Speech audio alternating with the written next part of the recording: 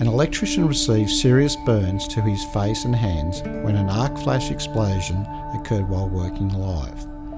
He was connecting a newly installed solar system at an electricity meter box. The electrician had to be airlifted to hospital.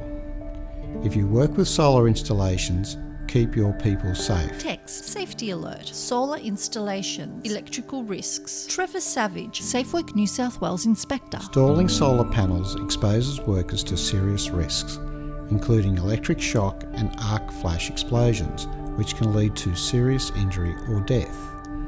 Electric shocks are the second leading cause of deaths in the New South Wales construction industry. Installers must manage the risks of electric shock and arc flash explosions to ensure the safety of workers and themselves. Text, what should I do? Before you start the work. Assess the work site to identify and, where possible, eliminate the risks to health and safety. Things to consider include the condition of electrical wiring, fittings and equipment at the site, the location of overhead power lines or electrical cables such as those located in the ceiling space, the risk of falls that may occur during the installation and any manual handling risks. You must have safe work procedures for all work activities associated with installing solar panels and inverters. Use information from your risk assessment, the manufacturer's instructions and the Australian standards to develop your safe work procedures. All workers must be aware of the safe work procedures, any emergency procedures, and wear the appropriate personal protective equipment. Before entering any ceiling space, you must identify and confirm all sources of electricity to the property. There may be more than one source or multiple properties powered from the same meter box. You need to identify any hazards that may be introduced after isolating the power to the affected property, such as the loss of lighting or life support systems that may be present. Always check the switchboard for possible asbestos-containing material and take suitable precautions if you suspect asbestos is present. Make sure you switch off all power at the electricity meter box and place a lock on the main switch or the meter box itself. This will prevent accidental re-energisation. If you can't use a lock, use a recognisable lockout tag. Switching off power at the meter box does not turn off electricity supply from the street to the meter box. This means that incoming overhead service lines and the consumer mains will still be live.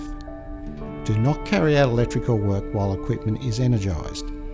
Energised safe testing is only permitted subject to necessary precautions.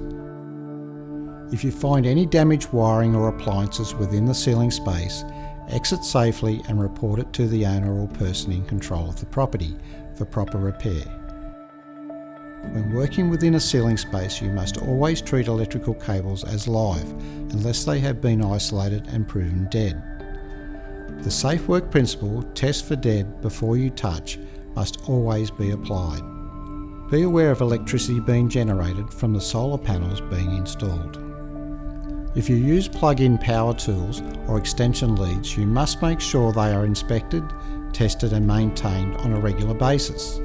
Before using plug-in power tools and leads, check them for damage and never drag them over sharp edges such as metal sheeting. Power tools should always be used in conjunction with a 30 mA residual current device, commonly known as a safety switch. Text, Bruce Blacker, Fair Trading New South Wales Inspector. Installation of electrical wiring for solar systems must only be carried out by a licensed electrical contractor or a qualified supervisor experienced in solar installation. All work undertaken must be in accordance with all relevant standards, including Australian New Zealand wiring rules and the local service rules. While installing the solar system, ensure the manufacturer's requirements are followed. This includes installing mounting points for the solar panel framing and taking into consideration the highest wind speeds for the region. Protect all external wiring from UV rays. Ensure the correct cables are selected for the work and mechanical protection of cables is appropriate for the location. The installed system must be tested and commissioned by the installing electrician. After completing the relevant electrical tests, the electrician must complete a certificate of compliance for electrical work and provide it to the customer, the distributor and Fair Trading. substantial penalties apply, including on-the-spot fines for failing to supply certificate of compliance for electrical work or failing to carry out electrical installation work in accordance to the wiring rules. Make sure you also complete the details of the installation on the Australian Energy Market Operators Distributed Energy Register. Text. If you work on solar installations, assess and control electrical risks, avoid live work, use electrical equipment safely, comply with relevant standards. Be solar safe. Let's talk safety. Call 13 10 50. Visit safework.nsw.gov.au or fairtrading.nsw.gov.au.